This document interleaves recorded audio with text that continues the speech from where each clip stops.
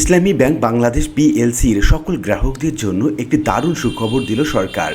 এই সংক্রান্ত বিভিন্ন রকম পত্রপত্রিকাগুলো বিভিন্ন রকম প্রতিবেদন প্রকাশ করে এবং এখানে উল্লেখ করা হয়েছে ইসলামী ব্যাংক নতুন করে কি সাহায্য এবং সহযোগিতা পেয়েছে এবং এই ব্যাংকটি কিভাবে তাদের গ্রাহকের আস্থা ফিরে পাচ্ছে, সেই সঙ্গে কোন কোন নতুন পদক্ষেপগুলো নেওয়া হয়েছে এবং কোন কোন পদক্ষেপ থেকে সরে এসেছে সরকার। এই সংক্রান্ত বিস্তারিত তথ্য জানাবো আজকে ভিডিওতে।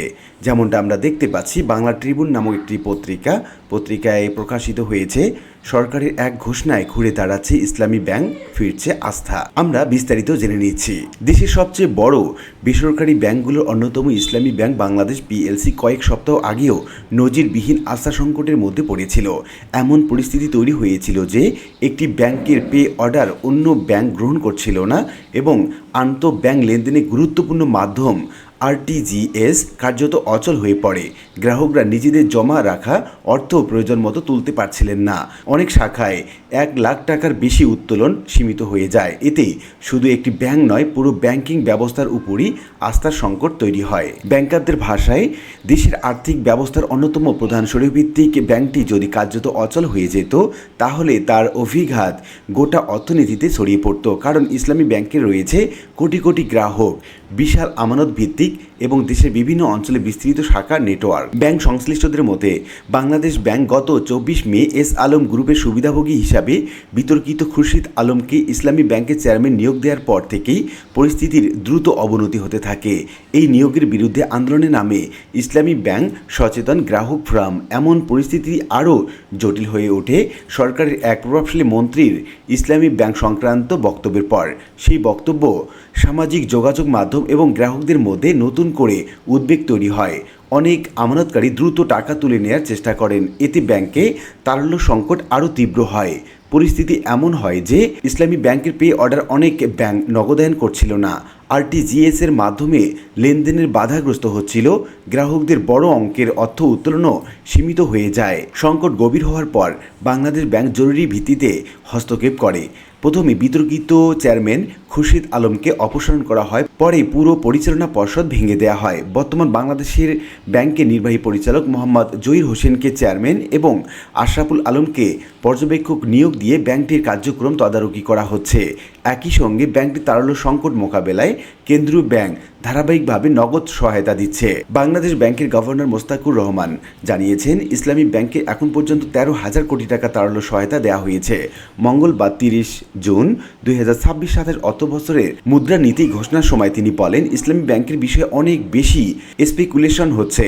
সবাইকে অনুরোধ করব, একটু ধৈর্য ধরুন, পরিস্থিতি পর্যবেক্ষণ করুন। তিনি জানান, আওয়ামী লীগ সরকারের সময় বিভিন্ন ব্যাংকে মোট প্রায় 13,250 কোটি টাকা তারল্য সহায়তা দেওয়া হয়েছিল। অথচ অন্তর্বর্তীকালীন সরকারের সময়ে বিভিন্ন ব্যাংকে প্রায় 51,000 কোটি টাকা সহায়তা দিতে হয়েছে।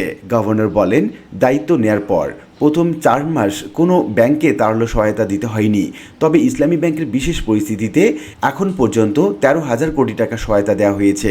প্রয়োজন হলে সহায়তা অব্যাহত থাকবে। তিনি আরও বলেন, ইসলামী ব্যাংক একটি ব্যাংকিং কোম্পানি। এটি ব্যাংক কোম্পানি আইন অনুযায়ী পরিচালিত হবে এবং বাংলাদেশ ব্যাংক আইনের বাইরে গিয়ে কোনো সিদ্ধান্ত নেবে না। ইসলামী ব্যাংকের কর্মকর্তারা বলছেন, পরিস্থিতি এখন আগের তুলনায় অনেকটাই স্বাভাবিক হচ্ছে। গ্রাহকদের মধ্যে আতঙ্ক কমছে।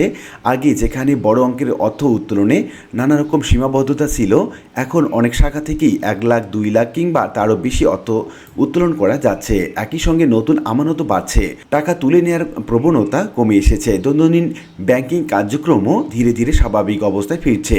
ব্যাংকারদের মতে, কেন্দ্রীয় ব্যাংকের সরাসরি তদারকি এবং তারল্য সহায়তার কারণেই পরিস্থিতি নিয়ন্ত্রণে এসেছে। ইসলামী ব্যাংক সহ একীভূত হওয়া দুর্বল ব্যাংকগুলোর ভবিষ্যৎ নিয়ে সবচেয়ে বড় উদ্বেগ ছিল ব্যাংক রেগুলেশন আইন 2026 এর বহুল আলোচিত 18 ক ধারা।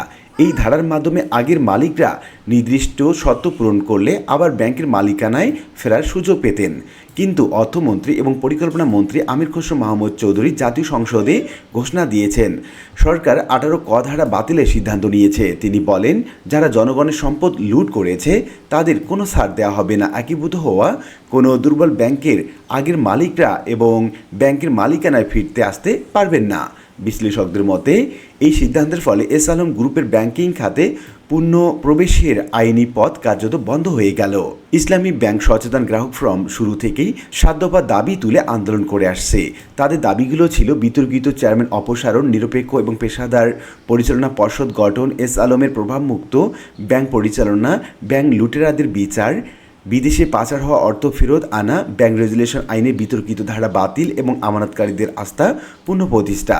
সংগঠনটির নেতারা বলছেন, চেয়ারম্যান অপসারণ, পরিচালনা পর্ষদ পুনর্গঠন, 18 ক ধারা বাতিল, এই 3টি বড় দাবি ইতোমধ্যেই বাস্তবায়ন করা হয়েছে। বাংলাদেশ ব্যাংক ইতোমধ্যে স্পষ্ট করেছে, ইসলামী ব্যাংককে ঘিরে কোনো ধরনের রাজনৈতিক কর্মকাণ্ড কিংবা স্বার্থ সংশ্লিষ্ট তৎপরতা বরদাস্ত করা হবে না। কেন্দ্রীয় ব্যাংকের মুখপাত্র আরিফ হোসেন খান জানিয়েছেন, ইসলামী ব্যাংক দেশের আর্থিক ব্যবস্থার জন্য অত্যন্ত গুরুত্বপূর্ণ একটি প্রতিষ্ঠান। তাই দ্রুত, সৎ, যোগ্য, গ্রহণযোগ্য এবং পেশাদার ব্যক্তির সমন্বয়ে পূর্ণাঙ্গ পরিচালনা পর্ষদ গঠন করা হবে। অর্থনীতিবিদদের মতে, শুধু তারালো সহায়তা দিয়েই ইসলামী ব্যাংকে দীর্ঘমেয়াদী সংকট কাটবে না। প্রকৃত সংস্কারের জন্য প্রয়োজন হবে ঋণ পুনরুদ্ধার, অর্থাৎ খেলাপি ঋণ পুনরুদ্ধার, পাচার হওয়া অর্থ দেশে ফিরিয়ে আনা, দায়ীদের বিচার আওতায় আনা, বাংলাদেশ ব্যাংকের নিয়ন্ত্রক সক্ষমতা শক্তিশালী করা, পরিচালনা পর্ষদে সুশাসন নিশ্চিত করা, রাজনৈতিক প্রভাবমুক্ত ব্যাংকিং ব্যবস্থা গড়ে তোলা। তাদের মতে, সাম্প্রতিক পদক্ষেপগুলো ইতিবাচক, তবে ইসলামী ব্যাংকের প্রতি জনগণের পূর্ণ আস্থা ফিরিয়ে আনতে হলে স্বচ্ছতা, জবাবদিহিতা এবং আইনের কঠোর প্রয়োগ অব্যাহত রাখতে হবে। সব মিলিয়ে বিতর্কিত চেয়ারম্যান অপসারণ, বাংলাদেশ ব্যাংকের 13,000 কোটি টাকার তারালো সহায়তা, নতুন তদারকি ব্যবস্থা, ব্যাংক রেজুলেশন আইনের 18 ক ধারা বাতিল, এই 4টি বড় পদক্ষেপ ইসলামী ব্যাংকের সংকট মোকাবেলায় একটি নতুন মোড় তৈরি করেছে। এখন সবচেয়ে গুরুত্বপূর্ণ বিষয় হলো এই ইতিবাচক ধারাবাহিকতা ধরে রেখে ব্যাংকটিকে একটি স্বচ্ছ, স্থিতিশীল এবং আস্থাভিত্তিক আর্থিক প্রতিষ্ঠানে পরিণত করা। তো উল্লিখিত বিভিন্ন আলোচনা থেকে আমরা এইটুকু বলতে পারছি যে সরকার নতুন নতুন পদক্ষেপ নিচ্ছে এই ইসলামী ব্যাংকে ঘুরে দাঁড়ানোর জন্য, এবং সরকারের পক্ষ থেকে রাজনৈতিক কোনো রকমের প্রভাব রাখা হচ্ছে না এই ব্যাংকটির উপর। আর গ্রাহকরা এই কারণে আস্থা ফিরে পাচ্ছে ইসলামী ব্যাংকের প্রতি, আর ইসলামী ব্যাংক ঘুরে দাঁড়াচ্ছে নতুন করে পুরো উদ্যমে। আশা করি বিষয়টি বুঝতে পেরেছেন। আর আজকে ভিডিওটি এ পর্যন্তই। ভিডিওটি ভালো লাগলে লাইক, কমেন্ট করতে ভুলবেন না। এরকম নিত্য নতুন ভিডিওর আপডেট পেতে অবশ্যই চ্যানেলটি সাবস্ক্রাইব করে রাখুন। দেখা হবে অন্য কোনো ভিডিওতে। সে পর্যন্ত সবাই ভালো থাকবেন। ধন্যবাদ।